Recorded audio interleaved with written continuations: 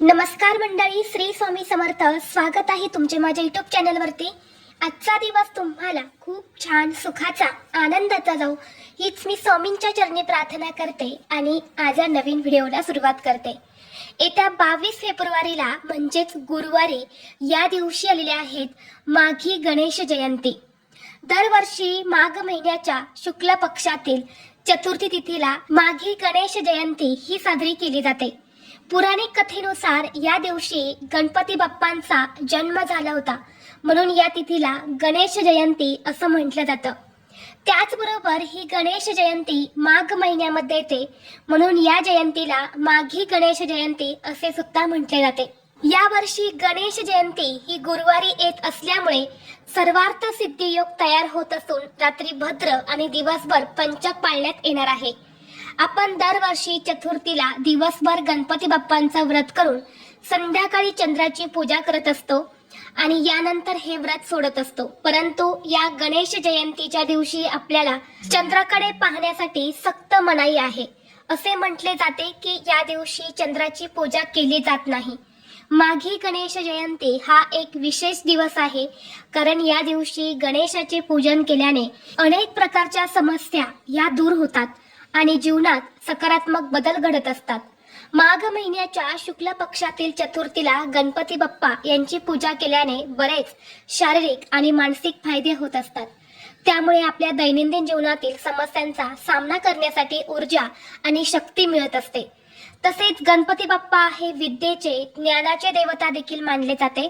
तसेच गणपती बाप्पा हे विघ्नहर्ता देखील आहेत. जो व्यक्ती गणपती बाप्पांची या दिवशी मनोभावे पूजा करतो त्याच्यावरती गणपती बाप्पांचा आशीर्वाद हा कायम राहतो. गणपती बाप्पा हे सर्व देवतांपेक्षा अतिशय हुशार देवता आहेत. त्यामुळे चतुर्थीचं व्रत जे आहे तर ते खास करून मुलाबाळांसाठी केलं जातं. त्याचबरोबर या दिवशी मुलांसाठी खास काही प्रभावी उपाय आणि सेवा सुद्धा केल्या जातात. आज व्हिडिओमध्ये मी तुम्हाला एक अतिशय प्रभावी असा उपाय सांगणार आहे. तर या गुरुवारी माघी गणेश जयंतीच्या दिवशी तुम्ही उपवास नाही केला तरीही चालेल, पण प्रत्येक आईने मुलांसाठी गणपतीला अर्पण करा ही एक वस्तू. ही वस्तू अर्पण केल्याने मुलांचे सर्व दोष, संकट, विघ्न, अडचणी नष्ट होतील. अभ्यासात, नोकरीत, व्यवसायात मुलांची भरभरून प्रगती होईल. मुलांना प्रत्येक क्षेत्रात यश मिळेल. तर अशी कोणती वस्तू आहेत जी आपल्या गणपती बाप्पांना अर्पण करायच्या आहेत, कोणत्या वेळेत हा उपाय करायचा आहे, याबद्दलची संपूर्ण माहिती या व्हिडिओमध्ये मी तुमच्यासोबत शेअर करणार आहे. त्यामुळे तुम्ही हा व्हिडिओ स्किप न करता शेवटपर्यंत नक्की पहा. चॅनलवरती नवीन असाल तर सबस्क्राईब करा आणि असेच माहितीपूर्व नवनवीन व्हिडिओ पाहण्यासाठी बेल आयकॉनलाही प्रेस करा, म्हणजे जेव्हा कधी मी नवीन व्हिडिओ अपलोड करेल त्याचं नोटिफिकेशन सर्वात अगोदर तुम्हाला भेटेल आणि तुम्ही एक पण व्हिडिओ मिस करणार नाही. तसेच हाईप बटनला देखील क्लिक करा. आज या व्हिडिओमध्ये मी तुम्हाला जो उपाय सांगणार आहे तर हा उपाय आपल्याला गुरुवारी माघी गणेश जयंतीला करायचा आहे. या माघी गणेश जयंतीच्या दिवशी आपल्याला सर्वांना व्रत देखील करायचं आहे. अगदी लहान मुलांपासून ते मोठ्यांपर्यंत या दिवशी सर्वांनी व्रत करावं. या व्रताचे आपल्याला खूप जास्त फायदे होत असतात, कारण या दिवशी गणपती बाप्पांचा जन्म झाला होता आणि या दिवशी गणपती बाप्पांचा वाढदिवस असतो. म्हणून या पृथ्वीवरती गणेश तत्व जे आहे तर ते खूप जास्त प्रमाणामध्ये जागृत असते. त्यामुळे या काळात केलेली पूजा, व्रत, उपाय हे खूप प्रभावी ठरत असतात. आणि आज व्हिडिओमध्ये मी तुम्हाला जो मुलांसाठी उपाय सांगणार आहे तर हा उपाय प्रत्येक आईने आपल्या मुलांसाठी करायचाच आहे. अगदी लहानातल्या लहान मुलांपासून ते मोठ्यातली मोठ्या मुलांपर्यंत तुम्ही हा उपाय करू शकता. मुलं आणि मुली या दोघांसाठी हा उपाय तुम्हाला करायचा आहे. जो उपाय मी तुमच्यासोबत शेअर करणार आहे तर हा उपाय 100% खात्रीशीर आहे. त्यामुळे प्रत्येक आईने न चुकता आपल्या मुलांसाठी करायचं आहे. तर पहा, प्रत्येक आई वडिलांना आपल्या मुलांच्या उज्ज्वल भविष्याची काळजी असते. आपल्या मुलांनी खूप शिकावं, त्यांना प्रत्येक क्षेत्रात यश मिळावं, मुलांची भरभरून प्रगती व्हावी, त्यांच्यावर कोणतेही दुःख, संकट, अडचणी हे येऊ नये, मुलांनी हट्टीपणा करू नये, सांगितलेलं सर्व काही ऐकावं असं प्रत्येक आई वडिलांना वाटत असतं.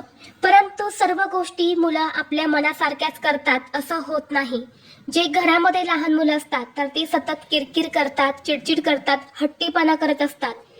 किंवा सतत आजारी सुद्धा पडत असतात, जी मोठी मुलं आहेत, शाळेत जातात, शिक्षण घेत आहे, तर त्यांना कधी कधी अभ्यास करावासा वाटत नाही. त्यांचं मन जे आहे तर ते अभ्यासामध्ये लागत नाही. तसेच मुलं जो काही अभ्यास करतात तर तो त्यांच्या लक्षात राहत नसेल. बऱ्याच वेळा असं होतं की मुलं भरपूर अभ्यास करतात, भरपूर प्रयत्नही करतात, परंतु त्यांना काहीच आठवत नाही. परीक्षेला बसल्यानंतर त्यांना काहीही लक्षात राहत नाही आणि म्हणून मुलांना त्यांच्या मनासारखं यश मिळत नाही.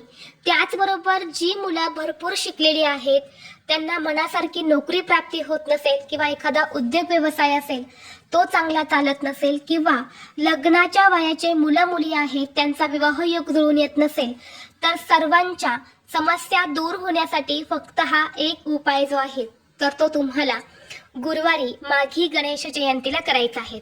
आता हा उपाय करण्यापूर्वी तुम्हाला सकाळी लवकर उठायचं आहे, स्वच्छ स्नान करायचं आहे, आपल्या देवघरातील देवांची विधिवत तुम्हाला पूजा करून घ्यायची आहे. गणपती बाप्पांची मूर्ती तुमच्या देवघरामध्ये असेल तर मूर्तीवरती तुम्हाला शुद्ध पाण्याने किंवा पंचामृताने अभिषेक करायचा आहे. अभिषेक करत असताना त्या पाण्यामध्ये तुम्हाला पांढरे तीळ टाकायचे आहेत, कारण या गणेश जयंतीला तिळाचं खूप मोठं महत्व आहे. आणि अभिषेक करत असताना तुम्हाला गणपती अथर्वशीर्षमचं पठण करायचं आहे किंवा ओम गण गणपते नमः या मंत्राचा जप करायचा आहे. फोटो असेल तर तो स्वच्छ पुसून काढायचा आहे. आणि जेव्हा तुम्ही बाप्पांच्या मूर्तीवरती अभिषेक करणार आहे तर अभिषेक केलेलं जे तीर्थ असणार आहे तर ते मुलांना तुम्हाला पाजायचं आहे. कारण या पाण्यामध्ये, या तीर्थामध्ये खूप जास्त प्रमाणामध्ये सकारात्मकता आणि दैवी शक्ती असते, कारण गणपती बाप्पा हे बुद्धीचे देवता आहेत. आणि जेव्हा आपण हे तीर्थ मुलांना देत असतो तेव्हा मुलांची बुद्धी जी आहे तर ती तल्लख होते, वाढत असते आणि एकाग्रता वाढत असते. म्हणून 2 का थेंब होईना मुलांना अवश्य पाजायचं आहे. उरलेलं पाणी हे तुम्ही पिण्याच्या माठ्यामध्ये टाकू शकता. पंचामृताने अभिषेक केला असेल तर थोडंसं पंचामृत घरात सर्वांनी थोडं थोडं प्रसाद म्हणून घ्यायचा आहे आणि उरलेलं तुम्ही तुळस सोडून कोणत्याही झाडाला घालू शकता. यानंतर गणपती बाप्पांना दुर्वा, जास्वंदाची फुलं, पांढरे तीळ, गुळ खोबऱ्याचा नैवेद्य, दुर्वा या सर्व काही अर्पण करायचं आहे. आणि यानंतर हा जो उपाय मी तुम्हाला सांगणार आहे तर तो तुम्ही करायचा आहे. आता जो उपाय मी सांगणार आहे ना, हा उपाय तुम्ही अगदी सकाळपासून ते संध्याकाळपर्यंत जेव्हा केव्हा तुम्हाला शक्य होईल तेव्हा तुम्ही हा उपाय जो आहे तर तो करायचा आहे. आता हा उपाय तुम्ही घरी केला तरीही चालेल किंवा तुम्ही मंदिरामध्ये जाऊन हा उपाय केला तरी सुद्धा चालेल.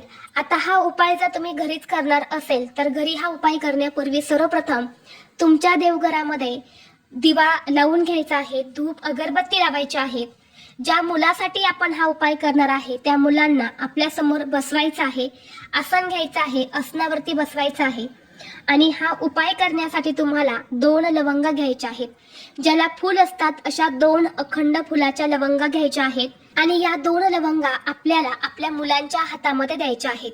यानंतर तुम्ही स्वतः 11 वेळा गणपती अथर्वशीर्षमचं पठण करायचं आहे.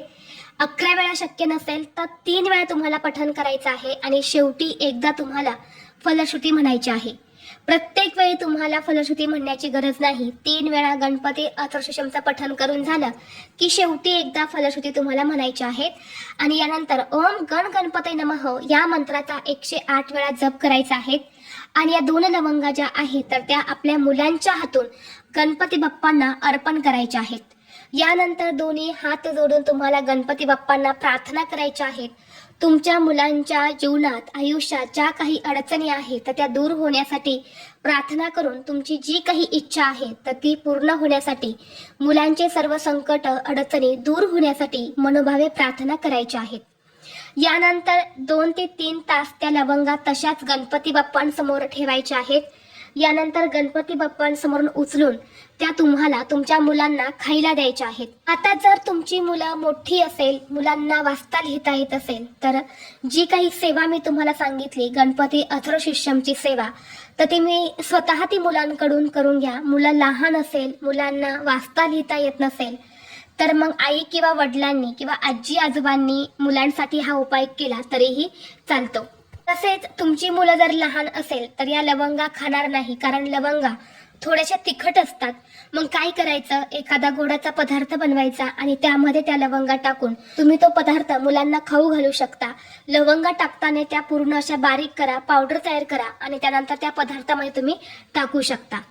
आणि जर तुमची मुलं मोठी असेल तर तुम्ही स्वतः या लवंगा ज्या आहेत तर त्या मुलांना खाऊ घालू शकता. आता तर तुमची मुलं बाहेर गावी शिकायला असेल तर तुम्हाला हा उपाय करता येणार नाही, कारण ही सेवा केल्यानंतर काही वेळाने त्या लवंगा लगेच आपल्याला मुलांना खायला द्यायच्या आहेत. कारण त्या लवंगामध्ये प्रचंड दैवी शक्ती असते, पप्पांचा आशीर्वाद असतो. आणि जेव्हा आपण अशा अभिमंत्रित करून लवंगा गणपती बाप्पांना अर्पण करतो आणि त्या लवंगा मुलांना खायला देतो, तेव्हा मुलांच्या आयुष्यातील सर्व समस्या या 100% दूर होतात. हा उपाय केल्याने तुमच्या मुलांमध्ये तुम्हाला अनेक सकारात्मक बदल जे आहेत तर ते दिसून येतील. घरामध्ये सुतक असेल तर हा उपाय तुम्ही करू नका. स्त्रियांना मासिक धर्म असेल तर ती स्त्री सोडून घरातील कोणताही व्यक्ती मुलांसाठी हा उपाय करू शकतो. तर हा उपाय जो आहे तर तो तुम्ही उद्या म्हणजेच गुरुवारी माघी गणेश जयंतीला नक्की करा. आणि ज्यांच्या घरामध्ये खरंच लहान मुलं आहेत, शिक्षण घेणारी मुलं आहेत, त्यांनी तर हा उपाय जो आहे ना तो नक्की करायचा आहे. करून बघा आणि हा उपाय केल्यानंतर तुम्हाला स्वतः त्याचा अनुभव जो आहे तर तो आल्याशिवाय राहणार नाही. तर ही अत्यंत महत्त्वाची माहिती मला तुमच्यापर्यंत शेअर करायची होती.